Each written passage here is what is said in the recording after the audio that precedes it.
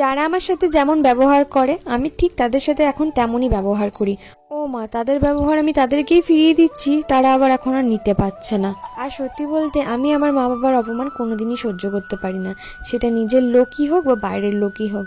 অনেক আত্মীয়র কাছে আমি এই কারণেই অপ্রিয় হয়ে গেছি। আসলে আত্মীয় শুধু বলবো না, বন্ধু বান্ধবদের কাছেও আমি এই একটা কারণের জন্য অপ্রিয় হয়ে গেছি। হ্যালো এভরিওয়ান, আমি বৃষ্টি। আমার এই ছোট্ট সংসারে তোমাদের সকলকে অনেক অনেক ওয়েলকাম। আমাদের তো এই উত্তরবঙ্গে বর্ষা ঢুকে গেছে, জানো তো, খবরে বলছে, সেই জন্যই জানতে পারলাম। কিন্তু দুদিন ধরে যা বৃষ্টি হচ্ছে, আসলে সকাল দিকটা গরম রাখছে আর রাতের দিকটা বৃষ্টি হচ্ছে। কালকে রাতেই বৃষ্টি তাড়াতাড়ি শুয়ে পড়েছিল, আমি বুঝতে পারিনি কি জন্য, কারণ প্রতিদিন রাতে আমরা গল্প করি তারপরে ঘুমাই। তো কালকে তাড়াতাড়ি শুয়ে পড়েছিল, তো সকালে উঠে আমি দেখলাম ওকে প্রচণ্ড পরিমাণে শরীর খারাপ, তাই আমি ছাদে একাই চলে গেলাম ফ্রি হ্যান্ড এক্সারসাইজ করতে। আর এখানে দেখো অর্কবাবু আমি এক্সারসাইজ করছি আর পিছন পিছন দেখো কি করছে এবং আমাকে ডিস্টার্ব করছে। আমি ওকে বারবার বলছি ছাদের সাইডে যাস না, কারণ কালকে যদি বৃষ্টি হয়েছিল সাইডগুলো প্রচণ্ড পিছলন ছিল, বাই চান্স যদি কিছু হয়ে যায়, কারণ আমি তো এক্সারসাইজ করছিলাম, তাই মনটা আমার পুরোপুরি ওই দিকেই ছিল। তো তারপরে দেখো না, ও বাজার গিয়ে একটুখানি চর্বি নিয়ে এসেছিলো, এটা হচ্ছে মাটনের চর্বি। হ্যাঁ, তো এই চর্বিটা দিয়ে আজকে কুমড়ো তরকারিটা রান্না করব, সেই কারণে চর্বিটা আমাকে এনে দিয়েছিল। সেটা দিয়ে মানে এটা না দিয়ে পকোড়াও খুব ভালো হয়, চর্বির পকোড়া যারা যারা খেয়েছো তারা জানবে। তো এখানে জানো তো যে জিনিসগুলো রাখবে সেই জিনিসগুলো কাটতে বসেছিলাম। আর হ্যাঁ, আমার শরীরটা খুব একটা ভালো নেই, এটা খুবই ন্যাচারাল একটা ব্যাপার, প্রত্যেকটা মেয়েকেই এই স্টেপটা ফেস করতেই হয় প্রত্যেক মাসে। আর আমাদের না এই শিলিগুড়ির দিকে প্রচণ্ড পরিমাণে প্রবলেম হচ্ছে জলের, এতটাই জলের প্রবলেম যে জল খেতে বারণ করছে। মানে সেই জন্য আমাদের কি করতে হচ্ছে, আমরা এখানে টিউব পাম্প আছে, সেই জলটা আমরা ফুটিয়ে তারপরে ফিল্টার করে আমাদের খেতে হচ্ছে, কারণ কি এখানে যে জলটা সেটা দূষিত হয়ে গেছে। যাই হোক, এটা খুব তাড়াতাড়ি ব্যবস্থা নেবে তাই তো শুনছি, কবে হবে না হবে জানি না।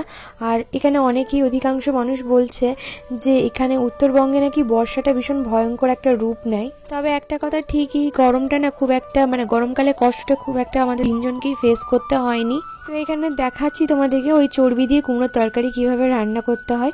5 ফোড়ন দিয়েছি, তার সাথে দিয়েছি শুকনো লঙ্কা আর একটু পেঁয়াজ কুচি দিয়েছি। হ্যাঁ, এবার পেঁয়াজ কুচিটা দিয়ে ভালো করে এটাকে ভাজতে হবে। আর চর্বিগুলোকে না আমি একদম ছোটো ছোটো পিস করে কেটে রেখেছি। তো তার উপর মানে পেঁয়াজটা ভাজা ভাজা হওয়ার পর আমি এর মধ্যে দিয়েছি জিরে, ধনে, আদা, রসুন এই বাটাটা। তারপর দিয়েছি একটা ছোট্ট সাইজের টমেটো। আচ্ছা, এইরকমভাবেই আমি তরকারিটা রান্না করি। লাউ তরকারিতেও কিন্তু মাটনের চর্বি দিয়ে রান্না করলে খুব ভালো লাগে খেতে। তো ওই যে কুমড়োটা ছিল সেটা আজকে আমাদের উঠলো, বাবারে বাবা, সেই কোন কালে কুমড়ো এনেছি জানো তো। তো তারপরে যে দেখো মশলাটা যখন একটু হালকা হালকা কষে আসবে তখন আমি এর মধ্যে চর্বিটা অ্যাড করে দিচ্ছি।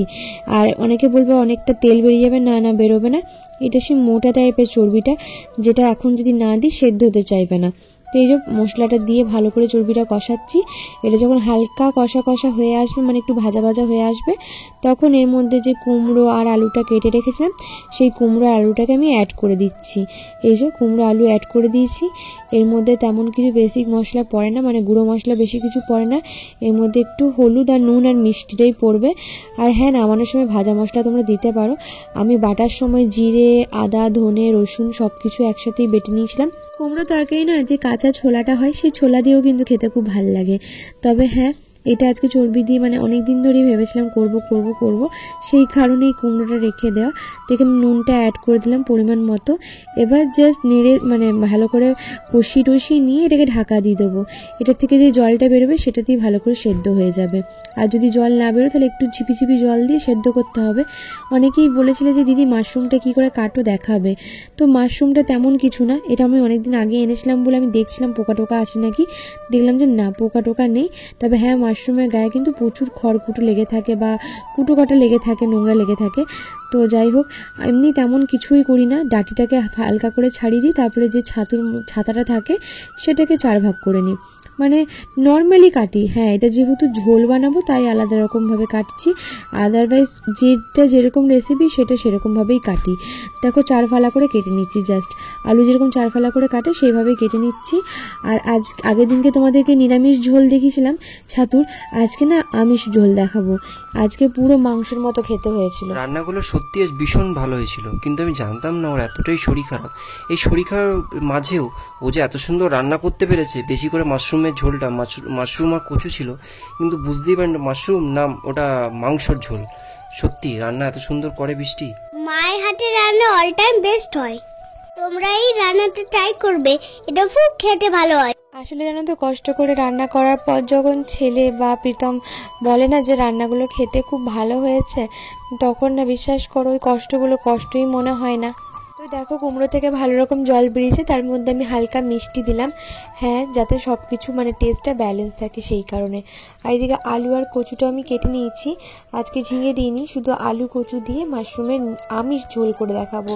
এটা কিন্তু মাংসের মতো খেতে হয়। হ্যাঁ, মাশরুমের অনেক রকম রেসিপি জানি, কিন্তু কি বলতো, সে মানে প্রীতম বলেছিল যে ঝোল করতে একদিন শুধু আলু দিয়ে, কিন্তু আমি একটু কচু দিয়েছি। মাশরুম কিন্তু 5 থেকে 6 বার ভালো করে নর্মাল জলে সুন্দর করে ধুতে হবে, কেননা মাশরুমে প্রচুর নোংরা বেরোয়। কিন্তু যতক্ষণ না জলটা ক্লিন বেরোচ্ছে ততক্ষণ তোমাদেরকে এভাবে জল চেঞ্জ করে করে সুন্দর করে ধুতে হবে। আমি একদম পরিষ্কার করে ধুই, কেননা মাশরুমে কিন্তু প্রচুর কুটো কুটো নোংরা থাকে। মিনিমাম 5 থেকে 6 বার ধুলে জলটা অনেকটা ক্লিন বেরোয়।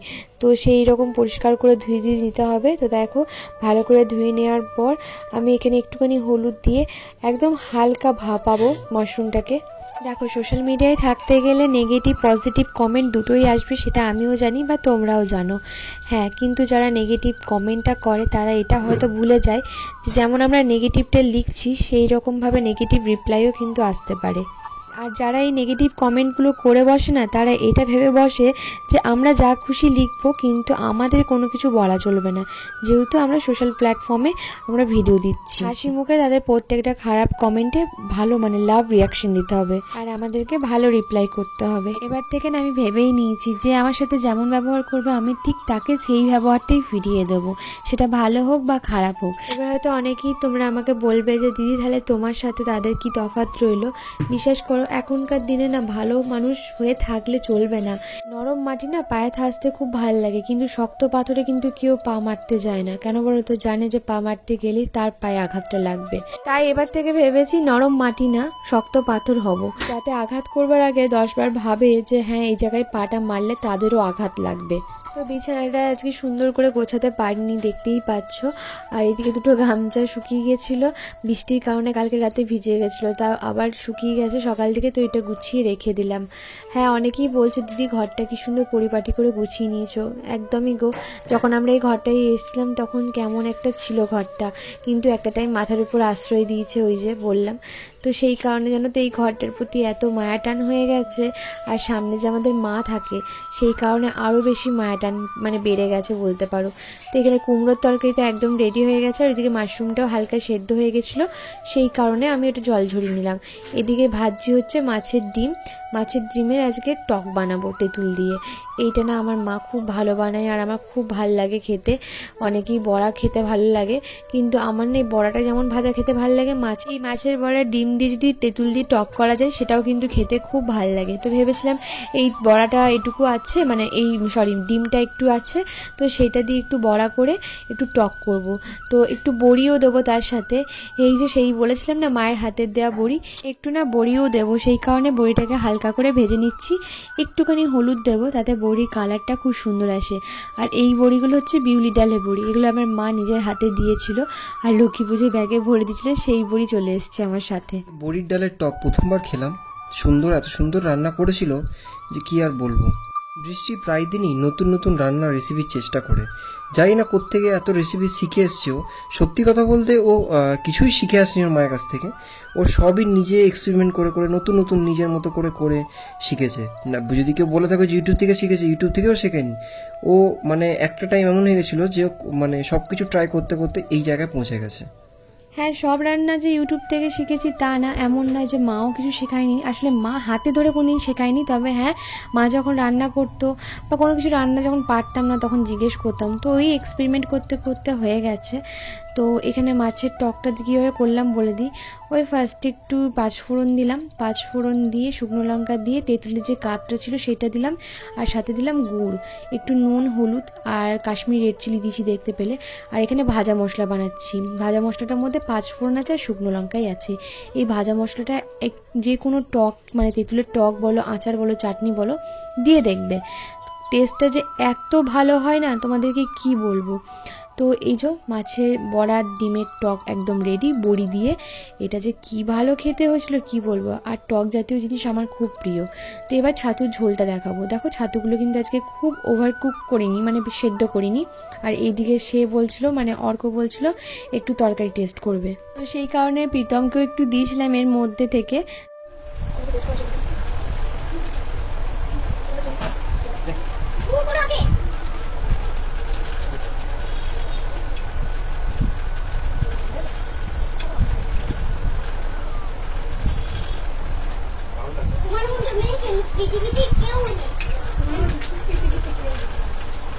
এই যে রান্না করার পর এই যে রিভিউটা পাই না, এটা আমার কাছে বেস্ট বলতে পারো। এই কারণে আমি সব কিছু করতে পারি।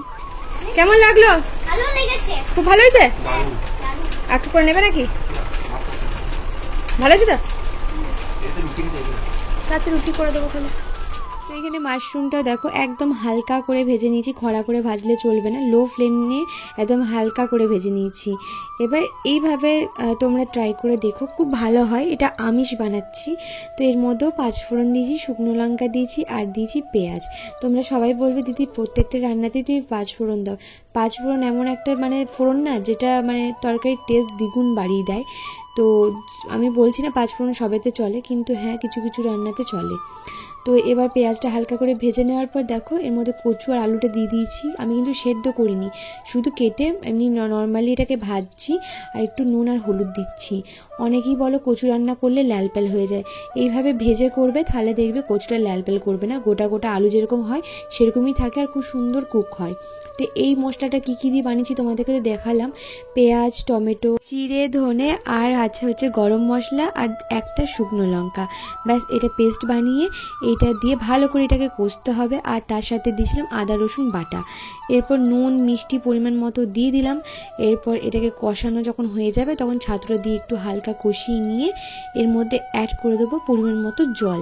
হ্যাঁ, আর অবশ্যই এইটা তোমরা চেষ্টা করবে প্রেশার কুকারে করার।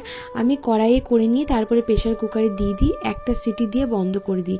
এতে কচুটা খুব ভালোভাবে নরম হয়ে যায়, আলুটাও খুব সুন্দর সেদ্ধ হয়, আর মাশরুমের ঝোলটা পুরো মাটন মানে চিকেন মাটনকে ফেল করে দেবে, এত ভালো খেতে হয়। হ্যাঁ, তোমরা এটা অবশ্যই ট্রাই করে দেখো। এই রেসিপিটা তোমার দুর্দান্ত লাগবে, তোমার মাংস খাওয়া ভুলে যাবে।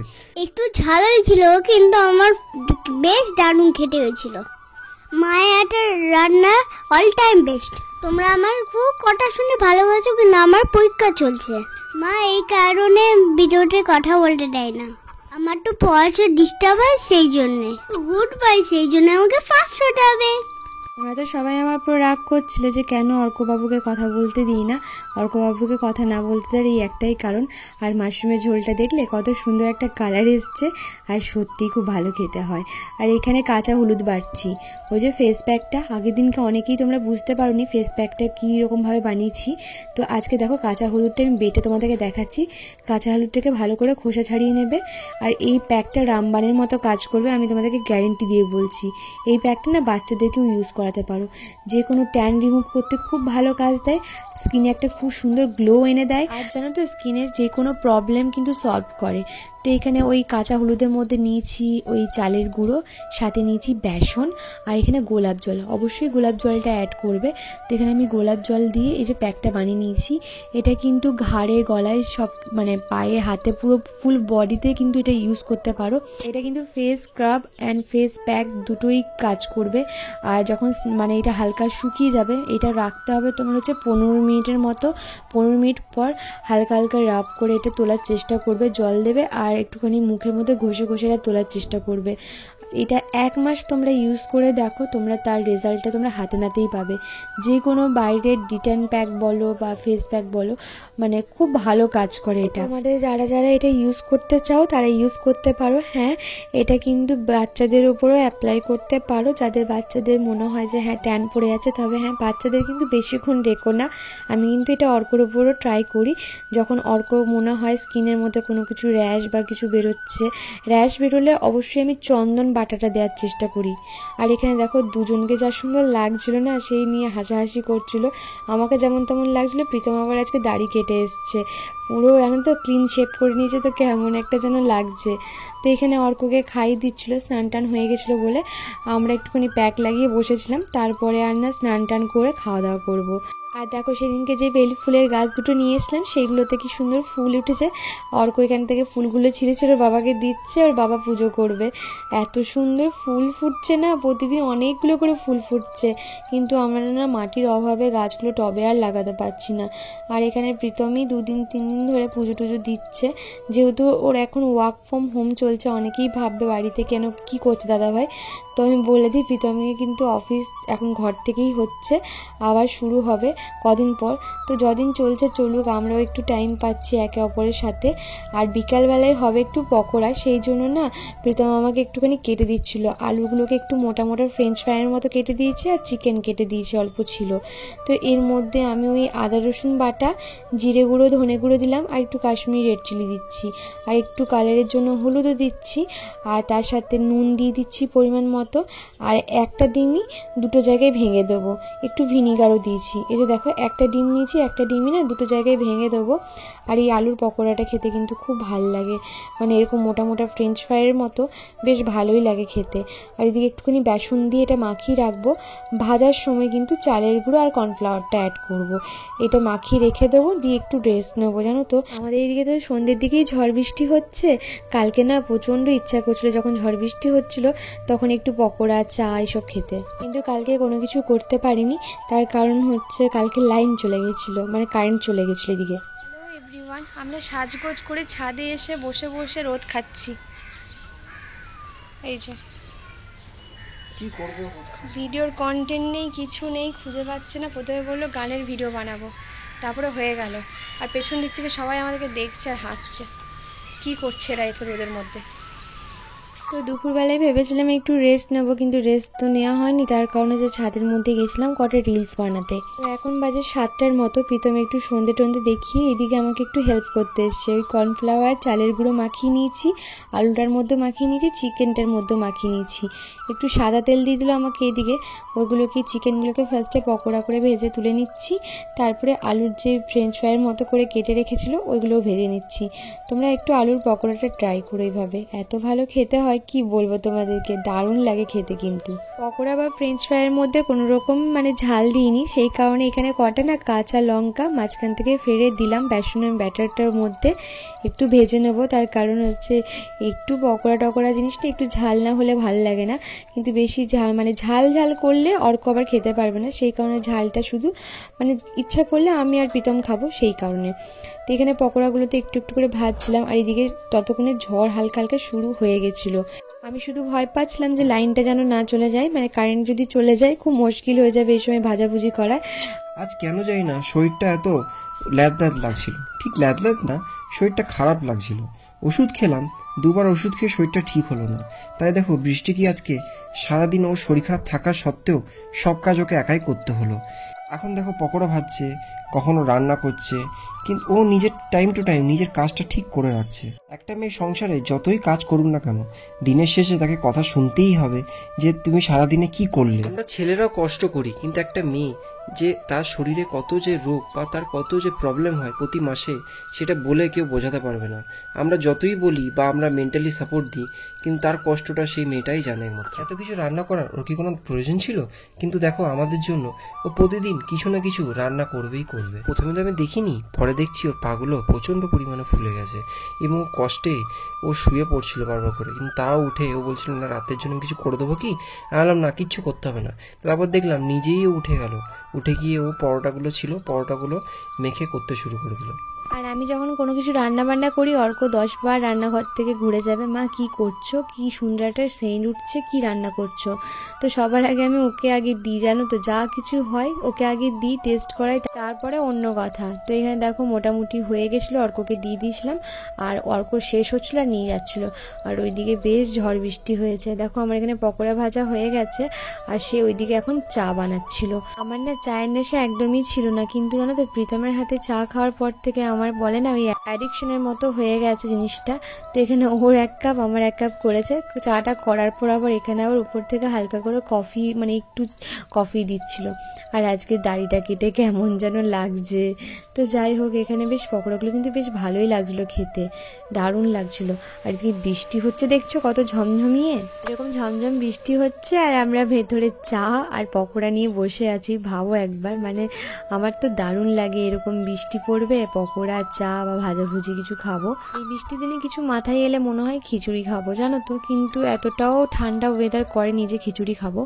তো যাই হোক, একটুখানি শুয়ে পড়েছিলাম জানো তো। তারপরে জানো তো রাতের খাবার করতে হবে জেনে তারপরে উঠলাম। হ্যাঁ, তরকারিগুলো সকালে সবই আছে, কিন্তু ওই যে সাথে একটুখানি জানো তো, সেদিনকে অর্কর খুব এই ছাতুর পুর ভরা পরোটাটা খুব ভালো, মানে ছাতু দিয়ে মাখার পরোটাটা খুব ভালো লেগেছিলো।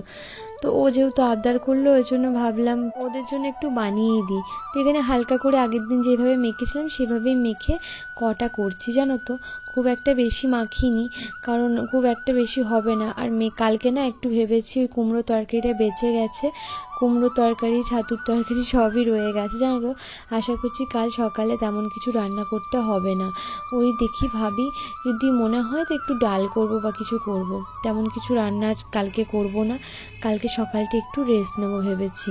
ঘরের টুকিটাকি সংসারে যে কাজগুলো আছে সেগুলো তো করতেই হবে, সেগুলো তো কোনোদিন বাদ যায় না। তবে হ্যাঁ, প্রীতমের আজকে শরীরটা খারাপ ছিল বলে তাও প্রীতম অনেকটাই কাজ করেছিল। তো ও ঘরের কাজগুলো সামলাচ্ছিল, আমি রান্না বান্না যেগুলো কাজে লাগে সেগুলো করছিলাম। তবে ওর না চাই না এই প্রত্যেক মাসেই জানো তো একটা টাইম, মানে কটা দিন আসে খুব গা হাত পাগুলো ব্যথা করে, যন্ত্রণা করে, কষ্ট হয়। তো এখানে দেখো পরোটাগুলো জাস্ট ভেজে নিচ্ছি এই পিঠ ওপিঠ করে শিখে শিখে।